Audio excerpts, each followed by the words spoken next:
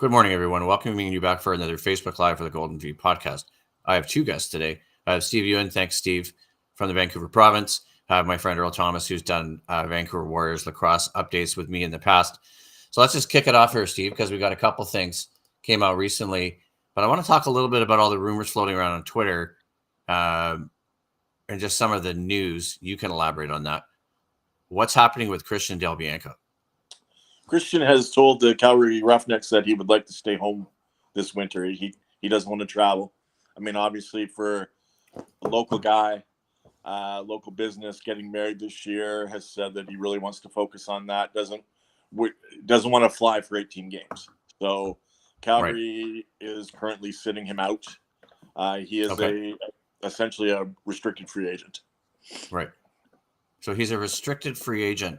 So do you know a little bit more about what that means for some of the people listening to our podcast? Because I follow the Warriors. I've learned more and more about lacrosse, in part and thanks to Earl. But what does that mean for Christian and for a team like the Warriors who may be interested in him? Does that make sense? Calgary can give one player a franchise tag. Right. Okay. And they have given that to him, which means he is their property. He cannot be an unrestricted free agent for another 5 years. Wow. So it's something they're going to have to work out pretty quick. You know, I think it's right now with the current collective bargaining agreement, I believe it's the age of 30. Okay. So he's got some time to wait. Right. So there's. Yeah, go ahead. Yeah, I was just going to say, so there's lots of stuff going on with Del Bianco. So there's whole assumption or thought maybe that he's just going to come to Vancouver and it's a simple process. It's going to happen. Right. Does that make sense? I don't think it's simple. I think there would have to be a major trade. There would have to be one of the biggest trades in league history for that to happen. So, and it's and you can't say that, like you can't say that Calgary won't trade him elsewhere. Calgary's all. 4 or 5 years ago, Calgary also sat out Wesley Berg for a full season over a contract dispute. So it's not something that they haven't done before. They're a team that draws very well, a team that makes money in this league, I believe. So as long as they're making money, I don't see a real pressure point for them. Right, because let's dive into a little bit about the Warriors too, then, because where does that leave the Warriors? Right, like I've done some research. I've got some information on one goalie that they picked up this year. His name's Brandon. I'm just looking for his name here. Thank you. And they've got Aiden Walsh, who, is pretty firmly ensconced, I would say, given the way he played as the season developed. Aaron Bold is not returning. He switched from sort of a full-time role to a backup role. You've got Connor O'Toole, who's the 20-year-old prospect last year, who was their third stringer.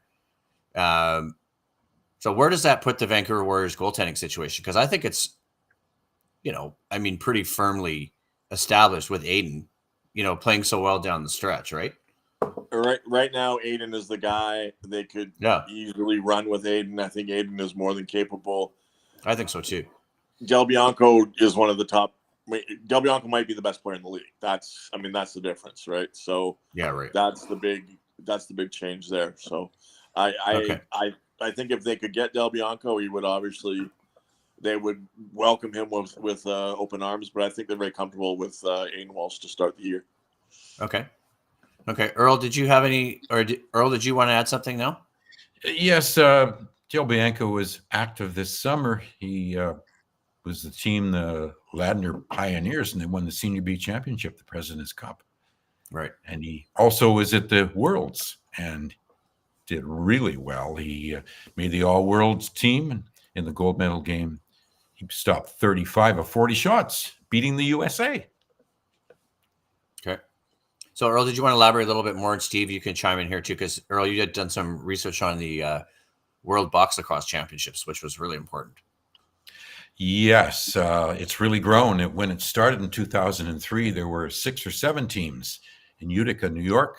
It's grown to 28 teams. So the game is growing. I think it's really wonderful.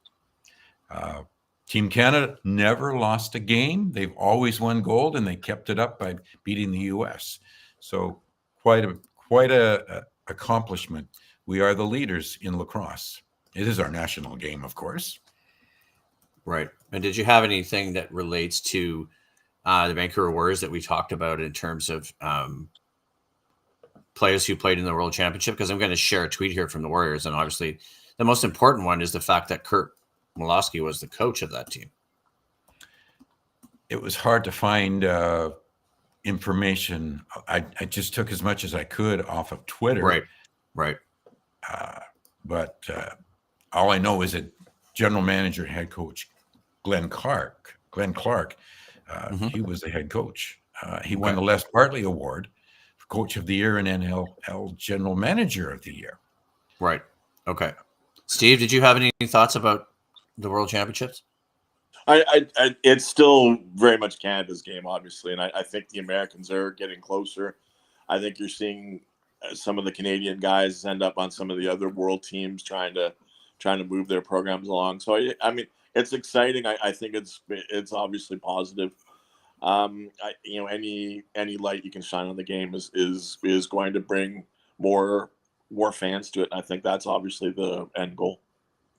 Right. Okay. So let's go back and look at some Warrior stuff, because I've done quite a bit of research, as I said, but not just research, but a number of things that happened over the summer. Steve, you can start, and then Earl, I want to get your thoughts. And here's obviously one of the most important things. And I'm just going to share the tab.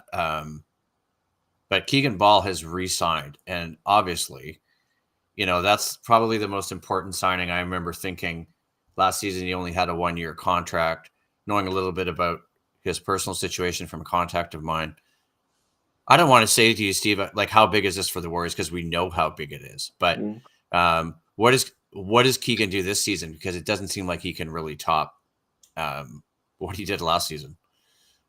I think they really figured out their offense down the stretch. I think there was, I think Kevin Crowley and Keegan Ball played so well the summer before with the new assistant Sam Abelles, and it seemed to take them a while to find some chemistry last winter. Keegan works for the Aquilinis.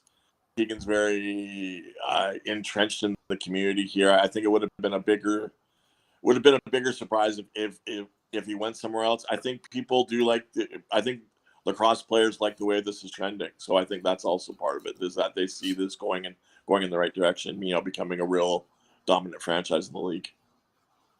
Yeah. Earl, did you have anything to add? Well, I wanted to add that Jeff Teat was the MVP of the tournament. Right. Oh, for the World Box. Okay.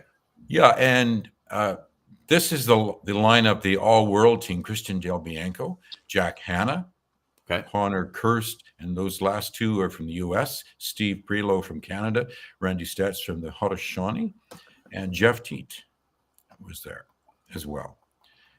Okay. Yeah, no, that's important and useful information, too, about the World Championship.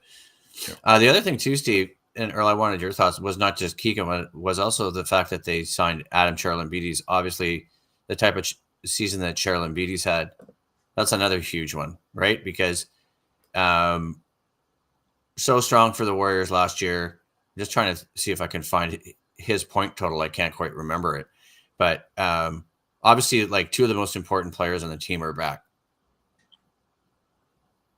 Oh, I think the way they're trending, I think they expected to really back with the big signing, who improves their transition game, which may have been one of their weaker, but it was a big facet of what Calgary did in Kurt's later years there. So you're going to see them get up and down the floor more.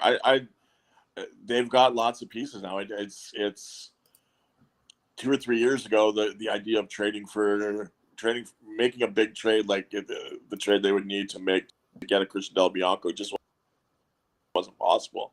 Yeah, they've got some options, which should be exciting if you're a Warriors fan.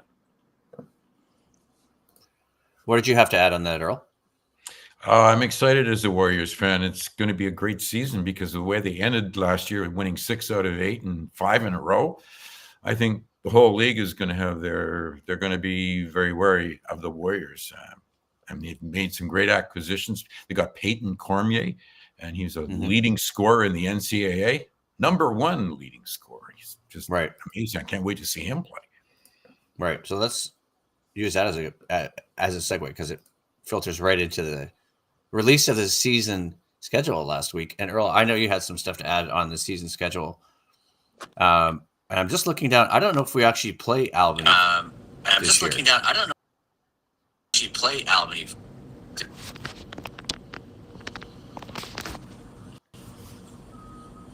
Earl, What happened?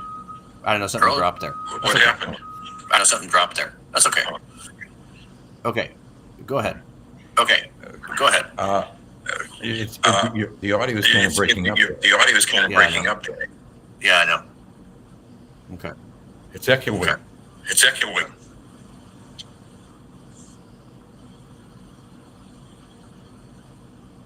Earl, did you want to Earl, talk did you about the want schedule? to talk about the schedule? Well, I know they opened against Rochester. Yeah. Yeah. And I've actually got the schedule here. It's got us playing the Mammoth. playing Why the don't you talk Mammoth. a bit about the Why Mammoth. don't you talk a bit about the Mammoth? Oh, the Mammoth are always a tough. Oh, the Mammoth are always a tough deal. You know, they lost over there. They lost over there in Colorado. They were leading. They were leading. And all the way until the fourth And quarter. all the way until the fourth They want to quarter. win So there really bad. they want to win there really bad. Right. Okay. Right. And so okay. we And so we talked about a couple other things talked here about a couple too. other things here Um, too. Look, we talked about the We talked Bianco about trade the possibility. Bianco with Steve. trade possibility. Talked a with bit Steve. about the season Talked a bit schedule. about the season schedule dropping. dropping. A number of guys that were A re-signed. number of guys that Earl, were did you have any re-signed. thoughts on Earl, the did you guys have that any were thoughts on the re-signed? guys that were re-signed? Starting with Well, Dylan. there's Starting with Ball Dylan, and Adam Keegan Ball and Charlabides. Adam Charlabides. Right. Right. They re-signed. They re-signed there was a ton of them. Aiden Walsh. Aiden Walsh. Yeah. Yeah. The interesting thing The is interesting that, thing is that Kurt Malowski, he he didn't coach this didn't year in the coach this year in the WLA. WLA. He concentrated totally on the Warriors. And on the he's built that Warriors, team and he's up built very that team strong. up very strong. Right. Right.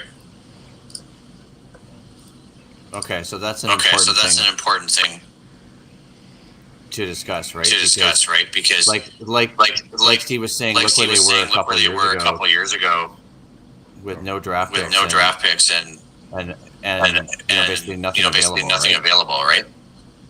Yeah. Yeah. Yeah. I had one here. I had one here from September from 25th. September It's Dylan 25th. It's Dylan McIntosh.